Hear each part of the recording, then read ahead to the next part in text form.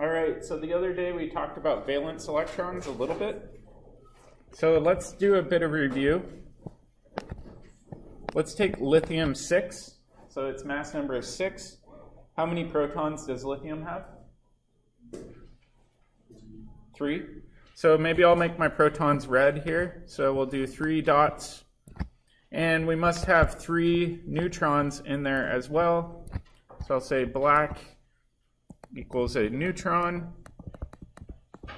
I'll say that red equals a proton. And assuming this lithium atom is neutral, how many electrons will it have? 6. Or sorry, 3. Holy cow. 3 electrons. All right, and these electrons will kind of fly around. Let me actually put 2 in here. The nucleus in some sort of electron cloud. However, we have different layers to this electron cloud. We have what's called the inner shell electrons.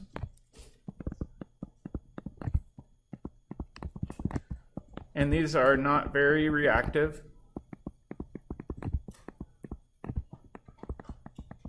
And this is versus our outer shell, which is commonly referred to as valence electrons. And these are reactive. If you remember, the easiest way to determine the number of valence electrons for a neutral atom is to look at the periodic table. This is in column 1, which means it has 1 valence electron. Column 2 means it has 2 valence electrons. Skip the transition metals, hop to boron. The column with boron is group 3A, so that has 3 valence electrons. Carbon's column is 4A, so 4, and then so on. It's really easy to do. It gets a little trickier, though, if you have charge. So I'll show you this formula.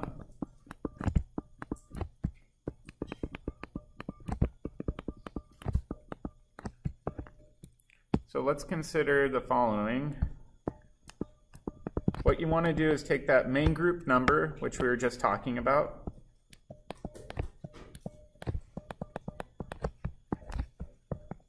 and then subtract out your charge. And then that gives you the number of valence electrons. And remember, not all molecules are charged. Some are, some aren't. So this is only if needed. All right, so let's try some examples of this. And I want you to help me determine how many valence electrons there are. So I'll make a chart. Element in one column. We'll do total electrons here. And then we'll do valence electrons in our right column. All right, so the first element we're going to look at is magnesium 2+. All right, let's consider magnesium. Ignore the 2+ for the time being. Where is it on the periodic table? What number? 12. All right, so it normally has 12 electrons to bounce out the 12 protons, right? But if it has a 2+ charge, how many total electrons must it have? 10, right? It's got more protons than electrons, right? Which gives it a positive charge. So total electrons would be 10. All right, so essentially we're subtracting out that charge, right? So the charge in this case is 2. We're subtracting that from the total number of electrons. All right, now let's think about the valence electrons. We normally look at magnesium. It's in group 2. So it normally has 2 valence electrons, but we're going to subtract the charge out. So how many will there be?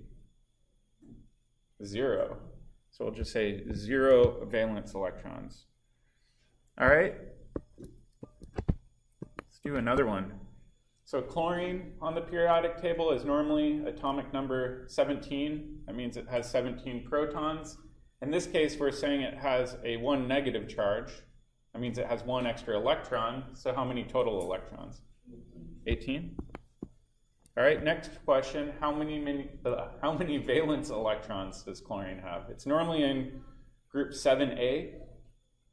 So it normally has 7, but with the 1 negative, it'll be 8, exactly. that's the thing that throws people is, so in this case, the main group number we said was 7 minus our charge, which was -1. Anytime you subtract a negative, it turns into an addition problem, right? So it'd be 7 plus 1 gives you 8. All right, let's do another one. Nitrogen. How many total electrons does nitrogen have? 7. Of those 7, how many are valence?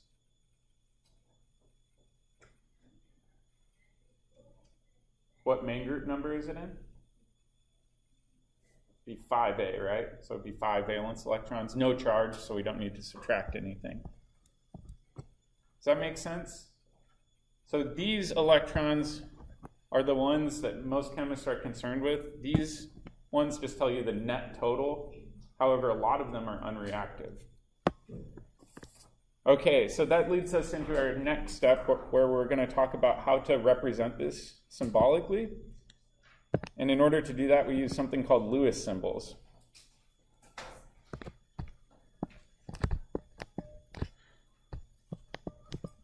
And Lewis symbols are nice because you can represent valence electrons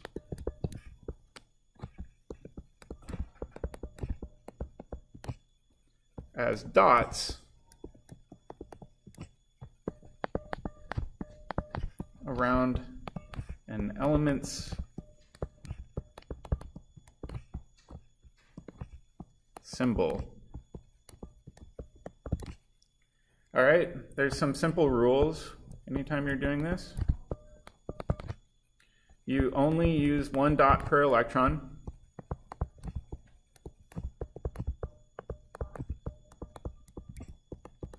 That's pretty easy to remember. And then the second rule is add 1 dot per side.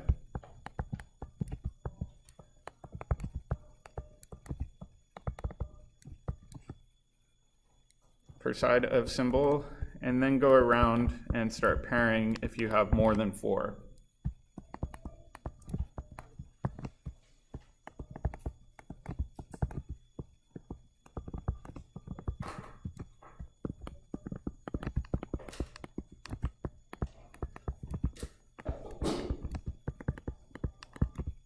Then 4 electrons. All right? So I'll show you an example here. Let's say I've got some element, I'm just going to name this X. All right, and X as an element has 6 valence electrons.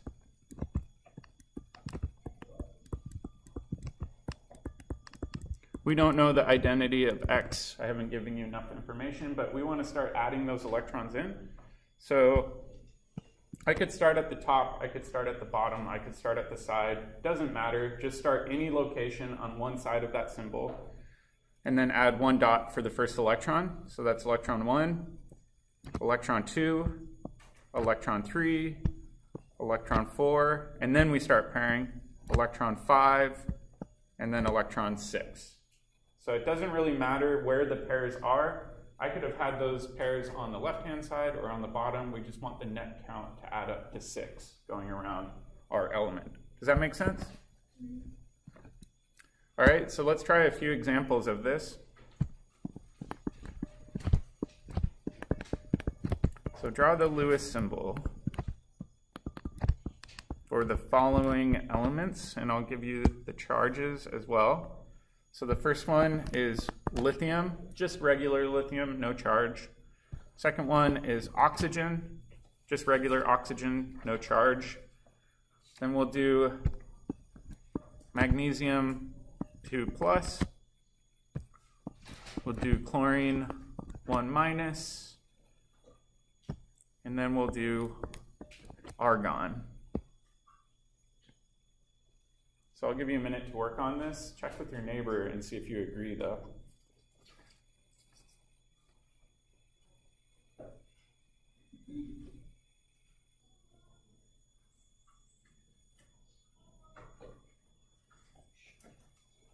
All right, let's try this as a class, because sometimes this is confusing and you're getting stuck in a corner. All right, lithium, what main group number is that? It's in the first column, so main group number 1. There's no charge, so it's 1 minus nothing. That means it has 1 valence electron. So if we tried to draw the Lewis symbol for this, we would say, all right, Li, doesn't matter where we put the dot. Be on the top, the bottom, either side. Doesn't matter to me. So I'll just go lithium dot, and that would be our appropriate Lewis symbol. All right, oxygen. What main group number is oxygen in? 6. It's in main group 6A. Remember, we don't count those columns for transition metals. So it's got 6 valence electrons because there's no charge to subtract out. All right, so again, we go 1, 2, 3, 4, and then we start pairing 5, 6, and there we go. So it looks like we've got a pair on the top, a pair on the right, and then the electron on the bottom and the electron on the left are unpaired. They're just hanging out on their own.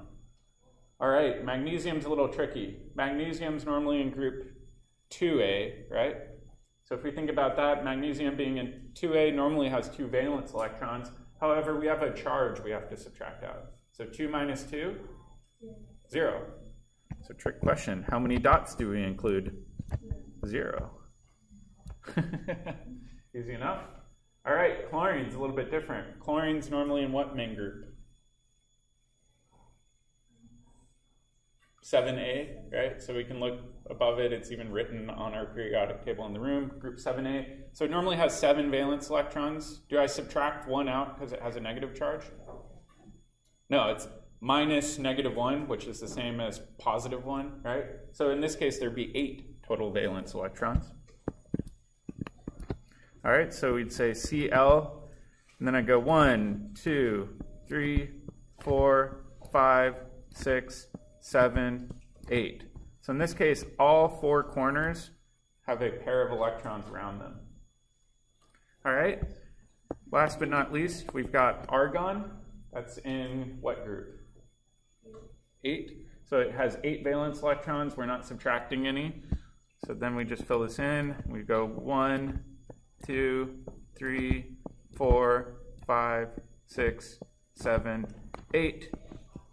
And there we go. One interesting thing about a lot of these Lewis dot structures is elements really like having 8 electrons around them. So they like having 2 electrons on each side of their Lewis symbol. And we'll talk about that. That's actually referred to as the octet preference. And this was based off of a lot of observations.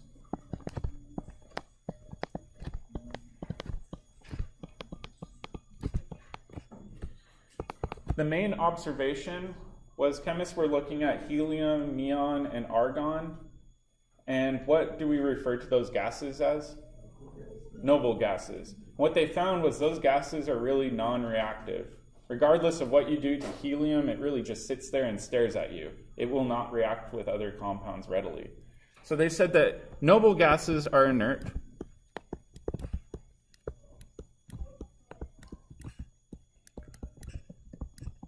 Inert just is another way of saying non-reactive. And they have 8 valence electrons.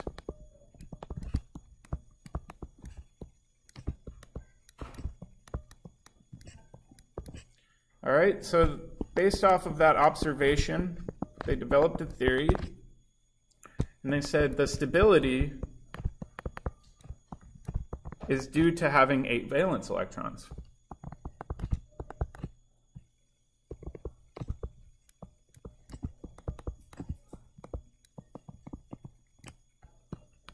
And they called this an octet.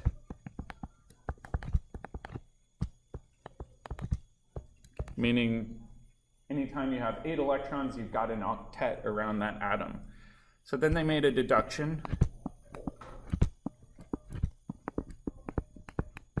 And this deduction was that other elements want octets too. So other elements want to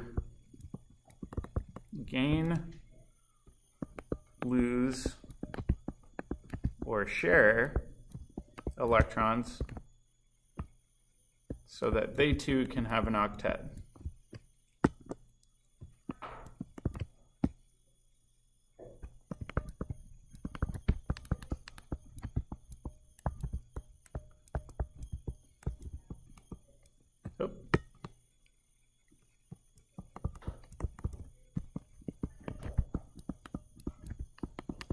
And this theory works pretty well.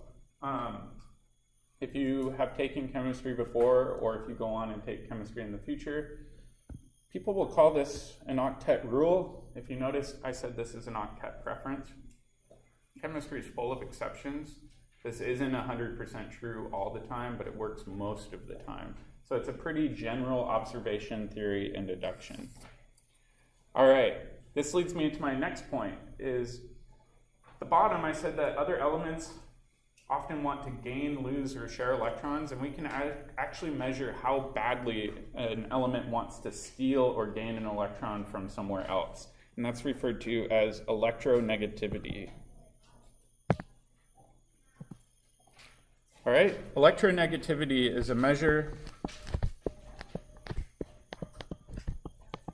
of how badly an element wants electrons. All right, so you can actually pull up tables with all of these values on it. I obviously don't want you to memorize all of this, but if we look at it, the higher the number is in this table indicates that it really, really wants electrons. So what's the most electronegative element on our periodic table? Fluorine, right? So it looks like fluorine, symbol F, that's 4.0. That's the highest number I see on our periodic table. So fluorine is definitely the most electronegative. Yep? Is it, a normal gas though? Why does it have a number? That's a good question. So let me lead into that first. So the first thing is, why doesn't helium, neon, argon, or krypton have an electronegativity number? They already have 8 valence electrons, exactly. So why steal any? You're already happy with what you've got. All right, xenon's a bit weird.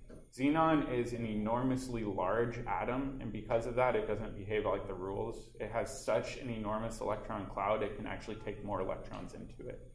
Yeah, it has more to do with how big it is. The general trend, though, if you look at it, is as you move to the top right, elements tend to be a little bit more electronegative. That means they really want to steal electrons. All right, if we think about fluorine, why does it really, really want to steal an electron? Because it's so close to an octet already, right? It has 7 valence electrons. It just needs 1 more. So it's begging for 1 more electron to have an octet. Conversely, if we look at lithium on the other side, lithium's got a pretty small electronegativity. Lithium normally has 1 valence electron, so even if it steals 1 electron, it only has 2. It's not even close to an octet. So therefore, its electronegativity is going to be a lot lower because it's so much further away from gaining that octet. Yep. Exactly. So if we think about lithium, is it easier for lithium to steal 7 electrons or to give 1 away? It's easier for it to just give 1 away. So typically, the elements on the right-hand side of the table would rather just steal electrons to get their octet. The elements on the left-hand side would rather just give up electrons to have an octet. So it really depends on where you're at. Does that make sense? All right. There's a general theme, though. So let me get you started here. If you have 2 elements and ...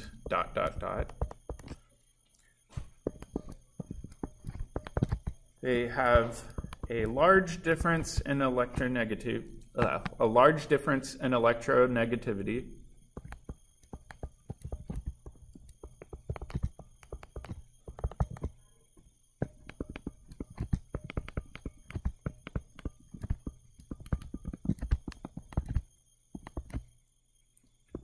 then the more electronegative atom, and I'm going to abbreviate that as En,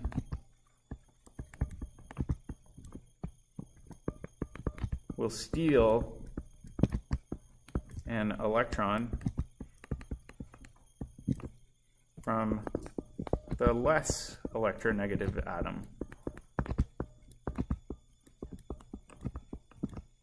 So this has to do with a large difference in electronegativity. So let's say we're looking at the periodic table and we're looking at, let's say, lithium, or actually let's see sodium.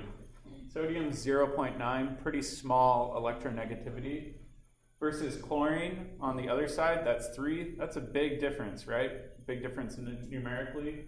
That means when you mix sodium and chlorine together, chlorine has 7 valence electrons. It really wants one more valence electron to have an octet. So it's just going to rip that electron away from sodium and say, this is mine now. It belongs to me.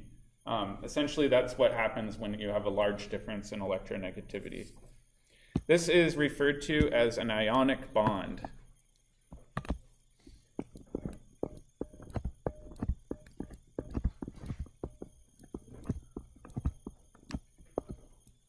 Okay, so that's the first classic example. Then the question is, well, what if you don't have a big difference in electronegativity and one atom's not necessarily going to win out over the other?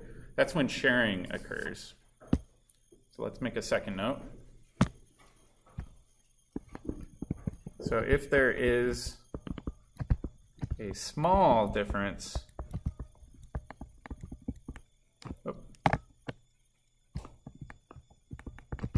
in electronegativity, then those two elements will just share the electrons.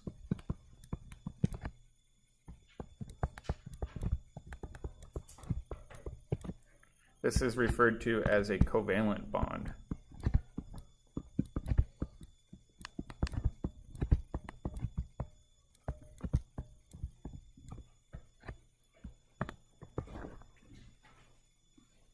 It's pretty easy to tell the difference between an ionic bond and a covalent bond.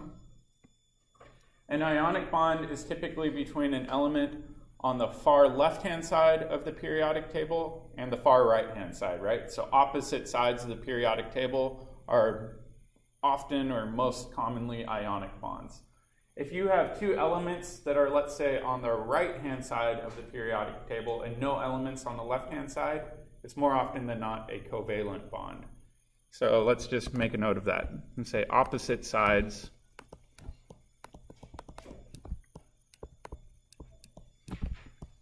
of the periodic table.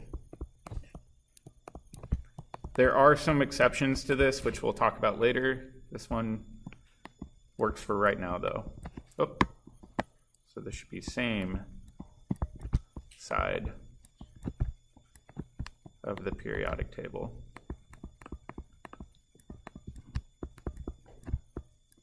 Does that make sense? All right. So now we've got to talk about covalent bonds. We'll come back and talk about ionic bonds a little bit after this, but covalent bonds are my favorite bonds. They're the ones that make up all of the biomolecules in our body and things like that. Ionic bonds are typically thought of as salts, so not as interesting as our covalent bonds. So let's jump into that. And like we said, covalent bonds occur because there is a small difference in electronegativity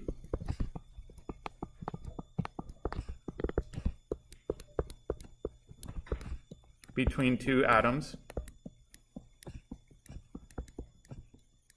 That means one wants electrons about as bad as the other one does. That means that they just end up sharing electrons.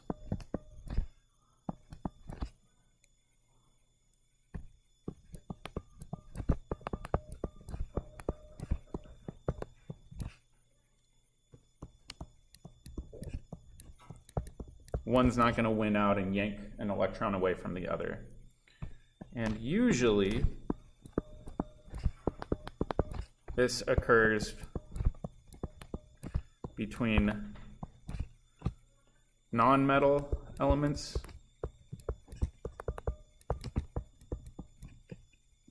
and where are the nonmetals in the periodic table?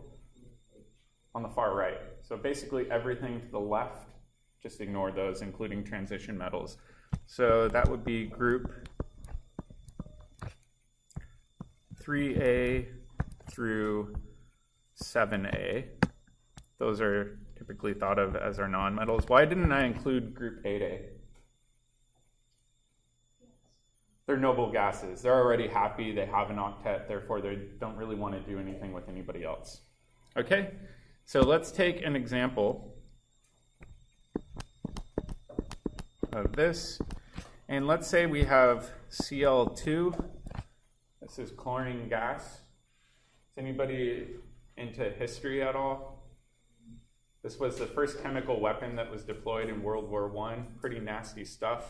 What they would do is they would try to bombard the trenches that people were hiding in. That didn't work very well, though, because our artillery back then wasn't that accurate. So what they realized was, hey, let's take chlorine gas, open up these tanks. Chlorine gas is pretty dense, meaning it will kind of stick along the ground. It won't float up in the air. It would go down into those trenches. The soldiers in those trenches would bring it in, or breathe it in. It would blister their lungs. It would hurt their eyes. They would try to get out of the trenches to get fresh air, and then they'd be waiting with machine guns to mow them down. Pretty horrendous form of warfare. But let's try to draw the Lewis structure for it. All right, so we've got two chlorine atoms. So I'll first draw out both chlorine atoms. All right, how many valence electrons for a chlorine atom? Just a regular one. We're not showing any charges here. 7, exactly. So I'll go ahead and go 1, 2, 3, 4, 5, 6, 7. Doesn't really matter which side you have your pairs on, but you'll see why I did it this way in a second. All right, same thing with the other side. I'll go 1, 2, 3, 4, 5, 6, 7. All right, if we look at it, this chlorine atom on the left doesn't have a full octet, only has 7 electrons. We need to find an electron that we can share with in order to have an octet. Well, luckily, the chlorine next door also has an unpaired electron.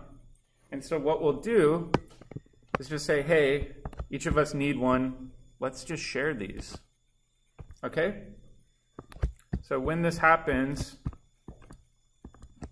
we're now going to have 2 electrons between each chlorine atom.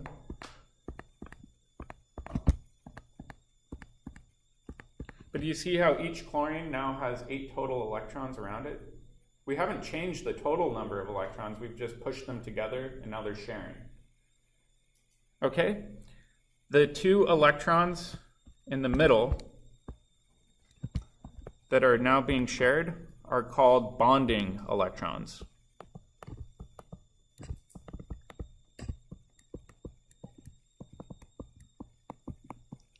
All right, but we have a lot of other electrons hanging out around the chlorine atoms. Those are referred to a little bit differently. So for example, I'll just pick on one of these.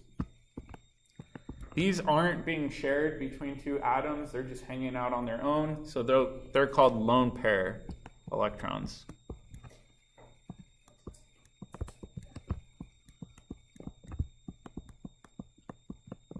Does that make sense?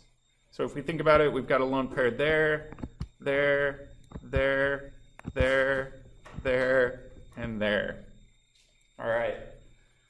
Oftentimes, this is a lot of dots for people to look at. So what some chemists do is instead of showing bonding electrons as dots, they'll show it as a solid line, saying these 2 atoms are now connected through this shared set of electrons. So we can just represent bonding electrons with a line linking up one chlorine atom to the other.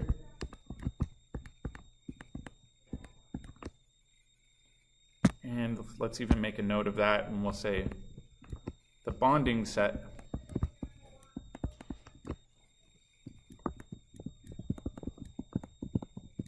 can be shown as a line.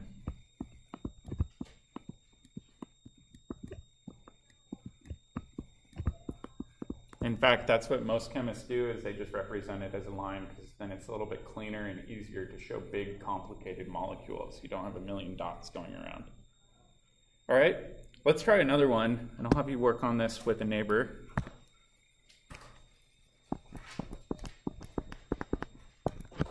This one is NH3. It's ammonia. Ammonia is often used in cleaning solutions around your house, right? So maybe when you spray your windows with Windex, kind of smells like ammonia. Let's try to draw the Lewis structure for how this molecule is connected.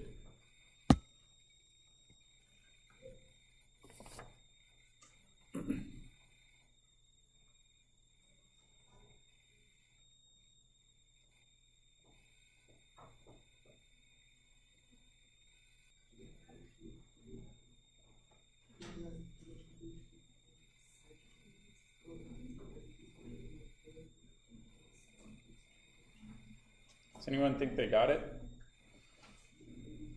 A few people? All right, let's try to do this as a class. All right, we've got one nitrogen atom. So I'm going to plug in my one nitrogen atom.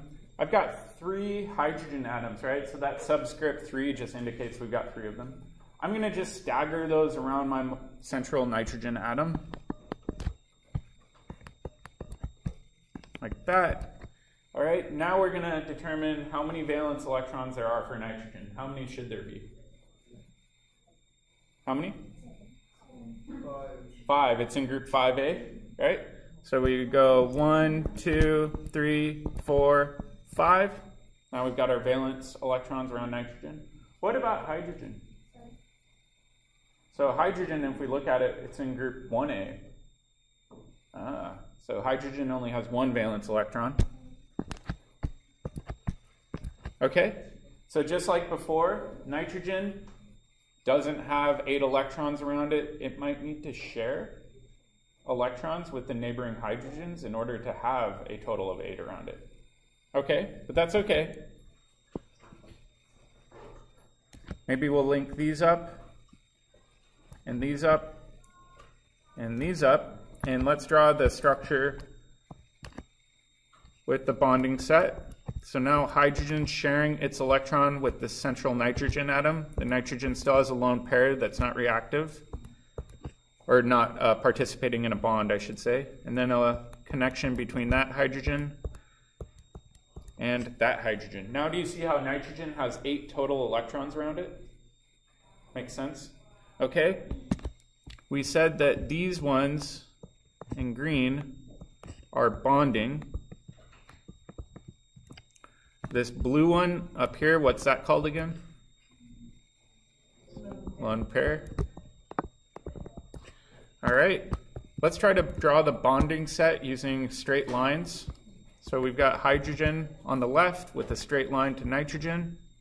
A hydrogen on the bottom has a straight line to it. Hydrogen on the right has a straight line to it, but we always show our bonding set of electrons with 2 dots like that.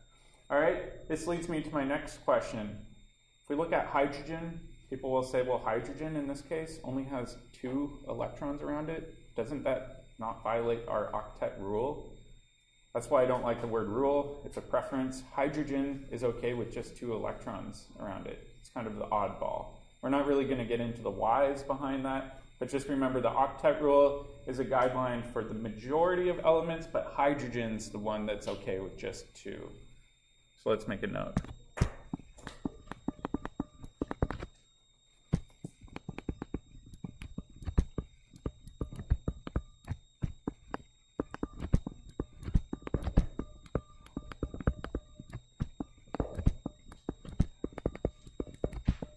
Tet of electrons, 2 electrons is okay. Hydrogen is kind of the oddball here. Does that make sense?